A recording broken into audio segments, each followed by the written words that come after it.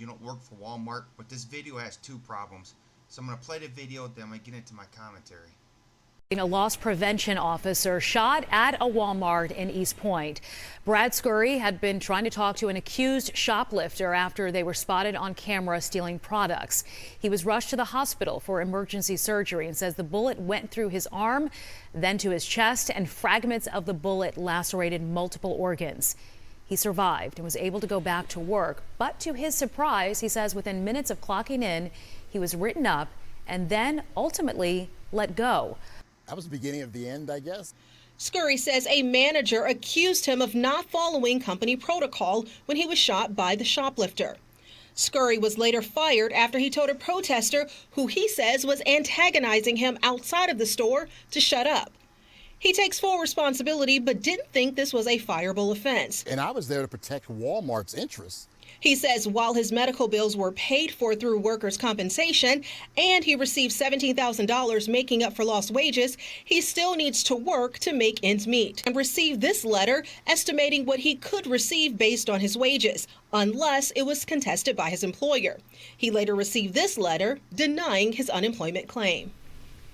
We reached out to Walmart, but they declined to comment on this story. According to jail records, the accused shooter and shoplifter, Tyler Cortez Johnson, remains behind bars, but he was issued a $50,000 bond for the aggravated assault charge and bonds of $5,000 for each of the lesser charges. The suspect, who was a convicted felon at the time, was not legally allowed to carry a firearm. This one was a stupid firing, and this guy was a veteran, by the way. This is how veterans get treated in America. The other one was a very stupid DA prosecutor. Somebody get into both. So I've worked at Walmart twice, and I feel you. I quit before I was probably going to get fired anyway. I was assaulted twice at Walmart Deli when I worked for Clarksville by management, and I'll explain. So one time I was cleaning out my slicer. It was at the end of the night, and they were trying to provoke me all night. They kept talking bad about me. They kept whispering so I can hear it. And when I was cleaning the slicer, a girl behind me, one of the managers, accidentally bumped me. And I want to say accidentally because I knew it wasn't. So when she bumped me, I slid off the top of my finger. I had to go to the hospital, right? Well, then they get mad because my finger got sliced. I had to go to the hospital, so they put me as a front doorman, a greeter. Well, I thought the job was wonderful, so I'm greeting people when they're coming in. I'm wiping off the cart. I'm giving them the cart. I'm giving them assistance. I'm making sure it's clean. And long story short, the older guy, which is the problem at Walmart's, the older generation apparently, he was a door greeter at the other end, him and his wife. He decided to take upon himself to leave his door, to come around the front, and push a cart in my damn back when I had my back turned and rammed it in me. He sat there and he mouthed off to me, he cussed me, he told me I need to stop doing this, that we don't do that here, we don't greet customers like that. And I told him, when I want your opinion, I'll ask it, get your butt back in your position, right? Who did Walmart have a problem with, me or him? Should be an easy answer, it was me. It was okay for him to shove the cart in me, but Walmart told me I need to stop being that good at my job, basically, is what it was. So I had enough. I walked off that Walmart. Now, the DA unloading job I got at distribution center, I don't even want to get started in that. That is extremely backward situational place. And there's only two types of employees in that place. Employees that are blessed by the management, employees that ain't. So if you're blessed by management, you're going to get a truck that comes in unloading. It's going to be the easiest truck in the road. You ain't got to leave your forklift. If you're not blessed, you're going to get a Chinese truck that never scans, never works. You can't find anything about nothing. You got to call 100 people to trying to figure out where this box goes. That's your Walmart. Matter of fact, my first day there for orientation, they hauled off a dead body.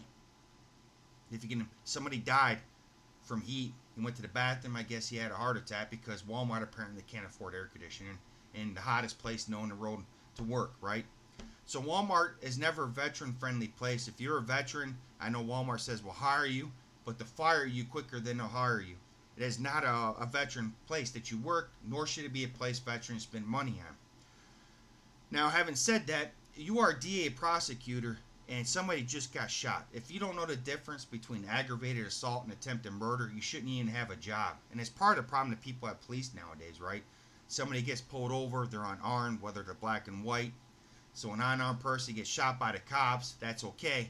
But you and your brilliance, if you want to call it that, decided, you know what, this is going to be an aggravated assault. I know you got charged, spent 2 months in the hospital with a bullet wound. No. That's why when I do this video, I'm going to file if I was president, because if I was president, a bullet wound, automatic attempted murder charge. If you die, it's murder. And when I'm president, automatic charges like that, 20 years, no bail. You don't get out. You shoot somebody, you go to jail for 20 years. If they die, you go to life. And if that state has a death penalty, and if it's DA linked, if it's caught on video, you doing this crime, you got 2 weeks after your conviction, you're going to death chair. Period.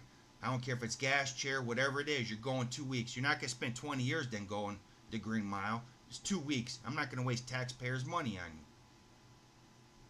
So the DA prosecutor failed his veteran. Walmart failed his veteran.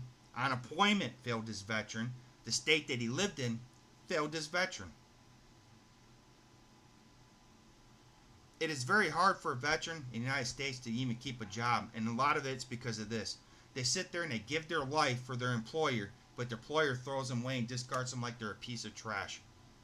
Does that sound right to anybody else? Does that sound like Walmart has some kind of moral ground? It's sad and it's sadistic. So there you have it. If I was him, if somebody set up a GoFundMe for him, if he had enough money, maybe like $10,000, he needs to make a friend in the Philippines. If he ain't married, I think he had his girlfriend there. Both of them can come to the Philippines, open up a nice store, do everything, legally. Then you can have a nice life in the Philippines. Sometimes I think veterans in the United States need to abandon America because America is always abandoning us. So it's time. I don't know what to do. But this story is really upsetting to me. Really upsetting. Anyway, thank you for watching Joe's Corner. Hopefully you learned something. Hopefully you're just as upset as me. I don't mean to make you upset, but you should be upset about this. So, try to have a nice day.